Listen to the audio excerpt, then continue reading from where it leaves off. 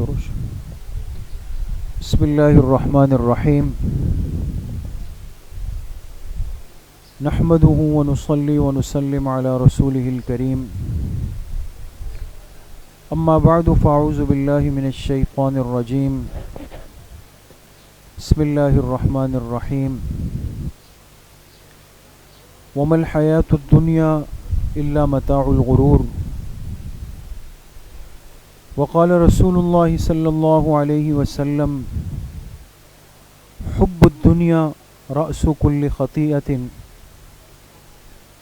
صدق اللہ وصدق رسولہ النبی الکریم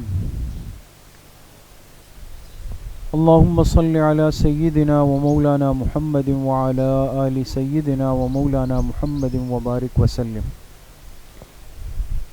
اللہ سبحانہ و تعالی کا بہت بڑا کرم اور احسان ہے کہ دین کی مبارک نسبت سے، دین کی بات سننے کی نسبت سے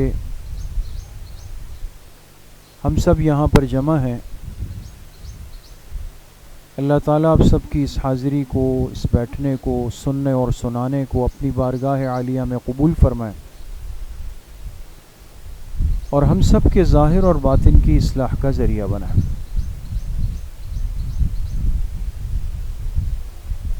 اللہ رب العزت نے قرآن کریم میں، اپنے کلام پاک میں دنیا کی زندگی کو تعبیر فرمایا اور اس کے لیے جو لفظ استعمال فرمایا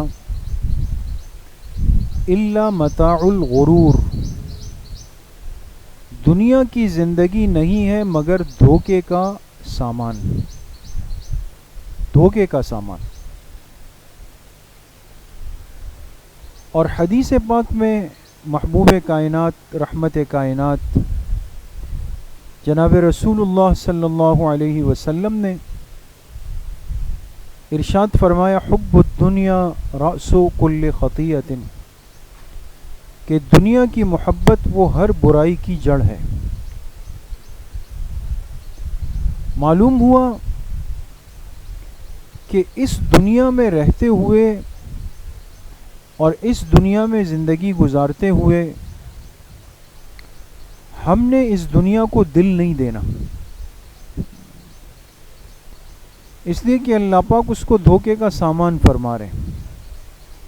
اللہ کے پاک پیغمبر اسے ہر برائی، ہر گناہ کی جڑ فرما رہے ہیں۔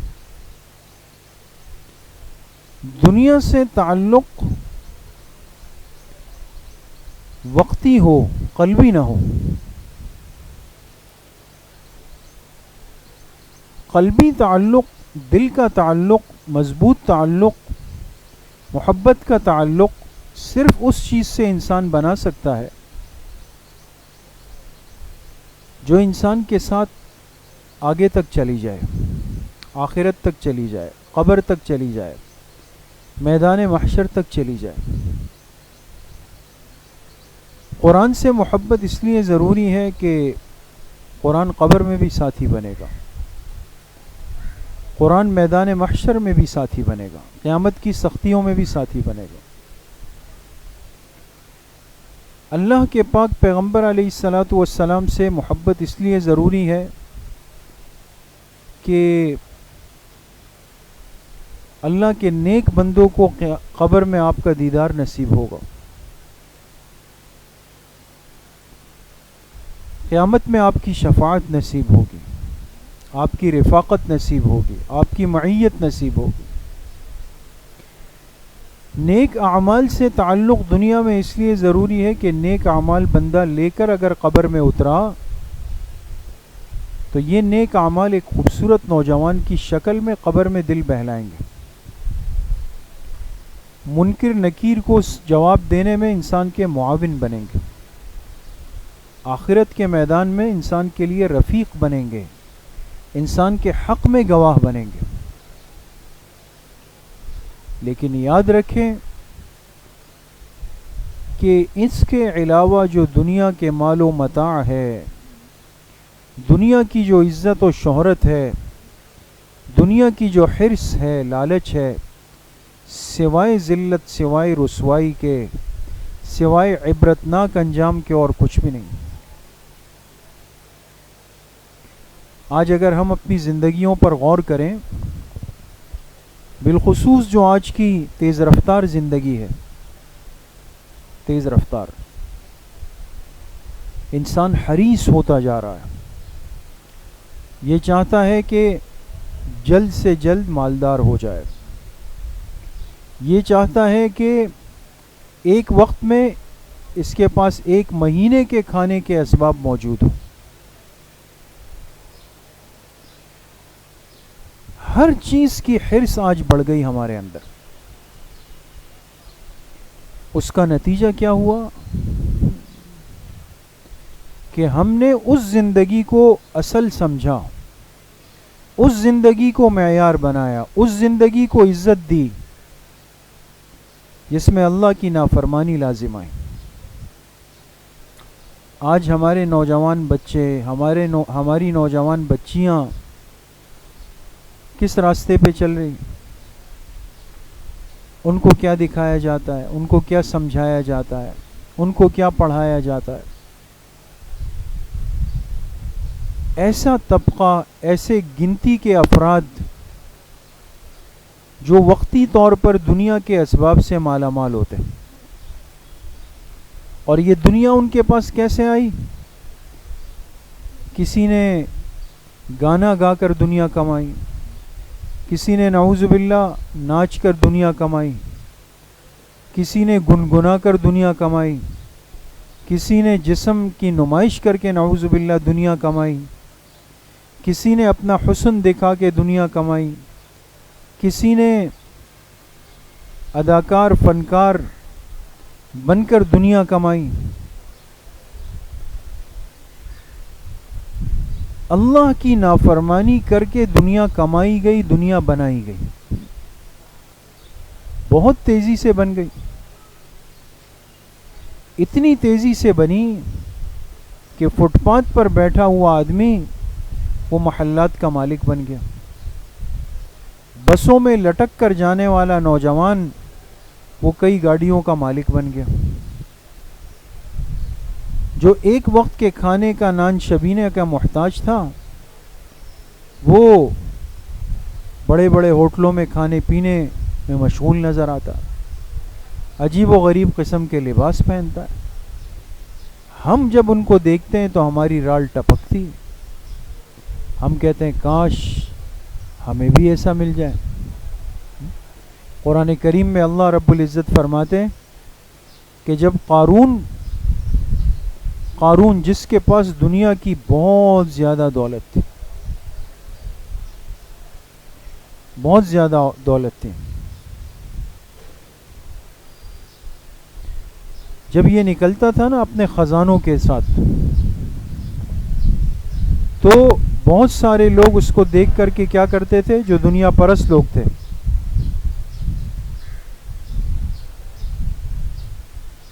تو وہ دیکھ کر کے کہتے تھے کاش ہمارے پاس بھی ایسی دنیا ہوتی جیسے قارون کو ملی۔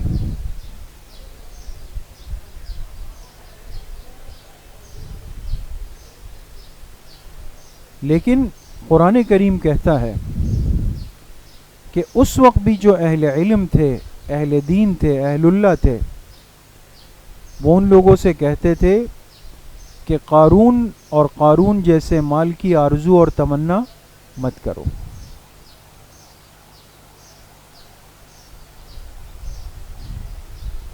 لا تتمنوا مکانہ بالامس، اس جیسے بننے کی تمنا مت کرو،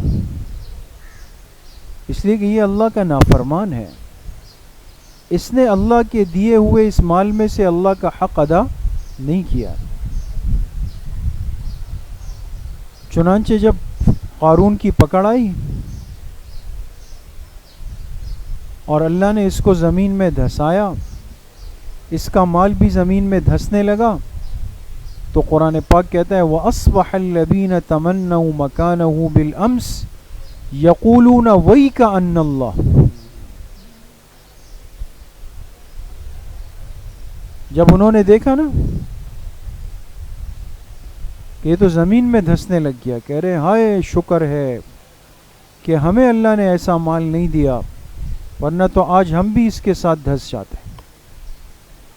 اس لیے میں عرض کر رہا ہوں کہ آج دنیا کی ان روشنیوں کو، ان عورتوں کو، ان مردوں کو جو بیٹھ کر کے اپنی اپنی فنکاری، اداکاری، گلوکاری کے گن گاتے ہیں،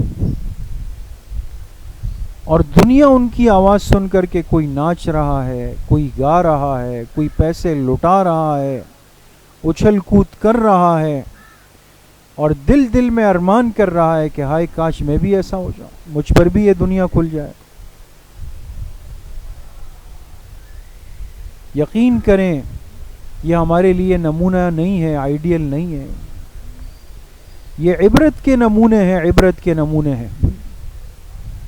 ان کا زندگی کا آخری وقت بڑا عبرتناک ہوتا ہے، بہت زیادہ عبرتناک ہوتا ہے۔ ان چند دنوں میں ہمارے شہر میں آپ نے نہیں دیکھا کہ ایک عورت کی موت ہوئی، گھر میں آل و اولاد تھے، اس کے بیٹے تھے، سب کچھ تھے، یہ نہیں کہ نہیں تھے۔ اس نے ایک طویل عرصہ اس دنیا میں گزارا تھا، اب معمر ہو گئی تھی، بڑھاپے میں تھی، لیکن اس کی موت کا علم 1 مہینے بعد ہوا، جب اس کی لاش سے بدبو آنا شروع ہوئی اور گھر کے باہر آئی۔ آس پڑوس میں پتہ چلا، انہوں نے جب پولیس کو بلایا، پتہ چلا جی مرحومہ تو جا چکی ہے۔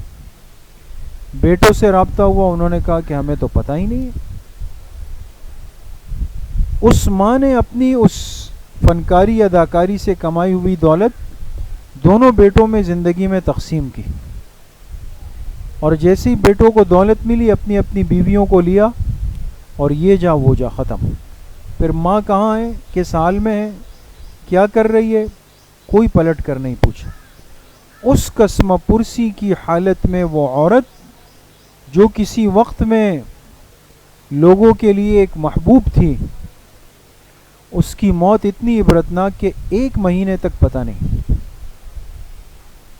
اور اس کے بعد جو تازہ واقعہ ہوا وہ تو آپ سب نے سنا ہوگا کہ ایک نوجوان عورت، وہ 6 مہینے سے اوپر اس کی لاش گل سڑنا شروع ہوئی، اور کسی کو کانوں کان خبر نہیں تھی کہ کیا ہوا۔ جب اس دروازہ توڑ کے گئے تو دیکھا کہ ہڈیاں، جسم، جوڑ سب گلنا شروع ہو گئے۔ جسم کی یہ نمائش اور اس کے ذریعے سے کمائی ہوئی دنیا، اگر یہ واقعتاً قیمتی ہوتی، آج موت کے وقت یہ انجام نہیں ہوتا۔ اور میں آپ سے عرض کروں، ہم نے اپنے اکابر کو، اپنے اساتذہ کو، اپنے بزرگوں کو دیکھا جن کے پاس شاید 5-6 جوڑے کپڑوں سے زیادہ نہ ہوں، جنہوں نے ساری زندگیاں مدرسے کے 2 کمروں کے گھروں میں گزار دی، ساری زندگی قرآن اور حدیث اور فقہ پڑھائی، لیکن ہم اس کے شاہد ہیں، ہم نے دیکھا ہے کہ آخری وقت میں ان کی خدمت کے لیے سینکڑوں طلباء، علماء، خادمین ٹوٹے پڑتے ہیں کہ ہمیں حضرت کی خدمت کا موقع مل جائے۔ اور میں آپ سے کیا عرض کروں، ہمارے آپ سب کے استاذ اور ہمارے سرپرست حضرت مفتی قاسم صاحب نور اللہ مرقدہ، اللہ ان کی قبر کو نور سے بھر دیں، جب آخر کے 1-1.5 مہینے میں ہم اسپتال میں تھے تو روزانہ باہر 30-40-50 طلبہ جمع ہوتے تھے۔ تو مجھے ایک دن مفتی صاحب رحمۃ اللہ علیہ سے اب جب اندر میں گئے ICU میں ملنے کے لیے، تو وہ مجھے کہنے لگے کہ آج ایک ڈاکٹر میرے پاس آئے اور مجھے کہنے لگے کہ مفتی صاحب آپ کیا کرتے ہیں؟ میں نے کہا خیریت؟ کہ یہ باہر اتنی زیادہ سفید کپڑوں اور ٹوپیوں میں یہ بچے اور نوجوان آتے ہیں، یہ سب آپ کے کون ہیں؟ میں نے کہا یہ میری اولاد ہے، میرے طلبہ ہے۔ کہا یہ آپ کے اسٹوڈنٹس ہیں؟ میں نے کہا جی میرے۔ کہا اتنے زیادہ کیوں آتے ہیں؟ کہ بھئی ہماری محبت میں آتے ہیں، خدمت کے لیے آتے ہیں کہ ہم استاذ کی خدمت کر لیں۔ تو میں آپ سے عرض کروں کہ یہ تو ہم خود اس سے مرحلے سے گزرے نا، کہ کتنے ساتھی خدمت کے لیے مجھے کہتے تھے آپ رات کو گھر جائیں ہم موجود ہیں، آپ جائیں. ہر ایک خدمت کے لیے اپنے آپ کو پیش کرتا تھا. تو وہ وقت تو ہم نہیں بھول سکتے نا، ان طلباء کی اور ان ساتھیوں کی خدمتیں جو ہوئی. تو مفتی صاحب کوئی رئیس، مالدار، کوئی سرمایہ دار تو نہیں تھے. وہ تو آپ کی مسجد کے امام تھے، آپ کے استاذ تھے. پڑھنا پڑھانا ان کی زندگی تھی. کتابوں کے بیچ رہ کر انہوں نے اپنی زندگی گزاری. صبح سے رات اور رات سے صبح مسجد، مدرسہ، کتابیں، طلباء، طالبات، بنات، اسکول، ویلفیئر، یہ ان کا اوڑھنا بچھونا تھا. لیکن اللہ نے ایسی محبوبیت رکھی کہ اتنی خدمت. پھر جب انتقال ہوا تو انہی طلباء نے، انہی فضلاء نے مفتی صاحب کو اپنے ہاتھوں سے قبر میں اتارا. اور ابھی بھی جب ہم قبر پہ جاتے ہیں، مفتی صاحب پرسوں شام کو بھی گئے، تو ان کی قبر گیلی ہوتی ہے. وہ قبرستان والے ہمیں کہتے ہیں کہ بھئی آپ طلباء کو منع کریں، جو آتا ہے تو وہ یہاں پہ آ کے مفتی صاحب کی قبر پہ پانی ڈالتا ہے، تو یہ مٹی پھر بیٹھنا شروع ہو جاتی. تو میں آپ سے دیکھیں عرض کرنا چاہتا ہوں مستورات سے کہ، اور طالبات سے بھی اور بچیوں سے بھی، سب سے ایک بات عرض کرنا چاہتا ہوں کہ ہم جس عزت اور خوشی کی تلاش میں جانا چاہتے ہیں نا، وہ اللہ نے اپنے اس دین کے ساتھ جوڑی ہوئی. آپ یقین کر لیں، چاہے سمجھ نہ آئے لیکن جڑی ہوئی اسی کے ساتھ ہے. اور اسی کے نتیجے میں حقیقی خوشیاں اللہ پاک دے دیتے ہیں. اس لیے ان چیزوں کی حرص اور طلب کبھی اپنے اندر نہ لائیں. ایسا مال، ایسی شہرت، ایسی عزت اور ایسا تعارف جس میں انسان کو گانا پڑے، ناچنا پڑے، اچھلنا کودنا پڑے، نعوذ باللہ اپنے جسم چہرے کی نمائش کرنا پڑے، اپنا حسن بتانا پڑے، اللہ کی لعنتوں کا سبب ہے، اللہ کی ناراضگیوں کو لے کر آنے کا سبب ہے. وہ مال نعمت نہیں، وہ مال بہت بڑی مصیبت ہے. وہ مال عزت نہیں، وہ بہت بڑی بے شرمی اور بے حیائی کے لے کر آتی ہے اپنے ساتھ. کہ انسان پڑا ہوا ہے 5-5 6-6 مہینے، نہ اس کے ماں باپ کو پتہ ہے، نہ بہن بھائیوں کو پتہ ہے، نہ اولاد کو پتہ ہے. اور پھر جب ان سے رابطہ کیا گھر والوں سے کہ آپ لے جائیں، انہوں نے کہا ہمارا اس بچی سے کوئی واسطہ نہیں، اس نے ہمیں بے عزت کیا ہے، اور ان کی لاش کو جا کے جو ہے وہ دفنا دو، عیدی والے، چھیپا والے اس کو دفنا دیں. آپ بتائیں کہ انسان کی لاش جو ہے وہ بالکل لاوارث پڑی ہوئی ہو، کوئی اٹھانے کے لیے تیار نہیں ہو، اس سے بدبو آ رہی ہو. اللہ ہم سب پہ رحم فرمائے. انسان بہت عاجز ہے، بہت عاجز ہے. اس لیے دیکھیں، میں آپ سے عرض کروں گا، دنیا بڑی مختصر ہے، یہ زندگی ہماری بڑی مختصر ہے. بہت تھوڑی زندگی لے کر ہم دنیا میں آئے، یہ ختم ہو جائے گی، یہ چلی جائے گی.